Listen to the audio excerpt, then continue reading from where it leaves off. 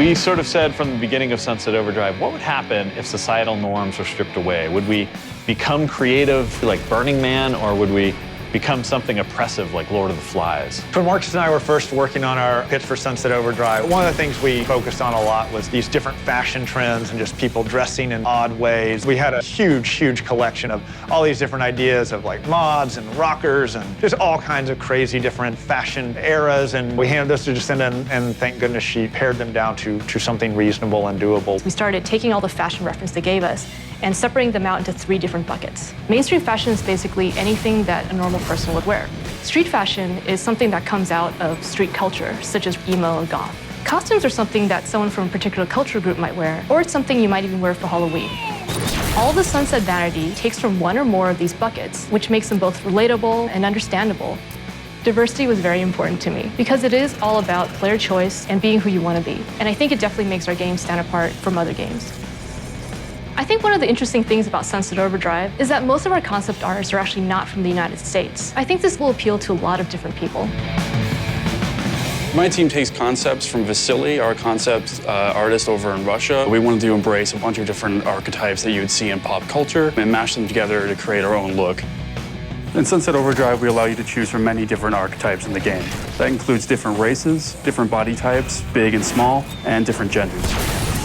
We have outfits that are meant to be together, and you can get them as presets in the game. You can combine all the different pieces to make exactly what you want. So if you get your Day of the Dead face paint, you can combine that with your wrestling pants, your chainmail shirt, and your cowboy boots. Every item that you unlock in the game will have Havoc physics applied to it as well. So when you're running around the world, we really want you to feel like it's alive.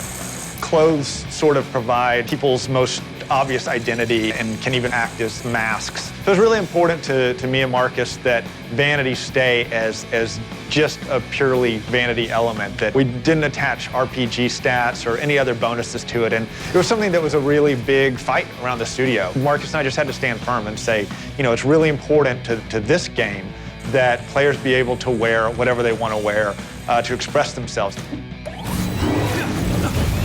I like the hairstyles, especially the creepy 80s metal band style. I just like the way it looks moving around when you're doing our traversal in Sunset City. And I would say that my favorite of all time is that we can be a luchador given the right combination. I mean, any chance to actually be a luchador running around Sunset City is pretty amazing. One of my favorite vanity items is the bunny ears. It's so absurd and weird. It just feels good running around with tall bunny ears. I don't know why I don't wear them all the time. For items that I can't really believe we got in, we do have a physics-based kangaroo head strapped to your crotch and nothing else. Oh, the kangaroo codpiece. Early on when we were pitching the game, Drew had used in a reference that he would be wearing nothing but a kangaroo codpiece. We knew we wanted it to be really different and really stylized and pretty out there.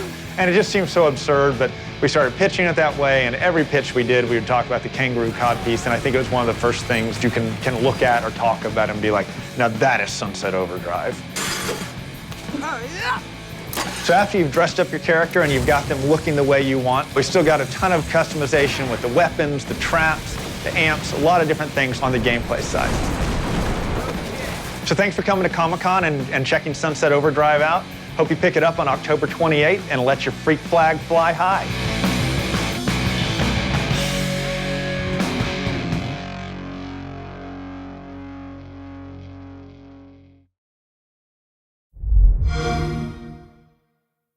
Xbox One, now starting at $399.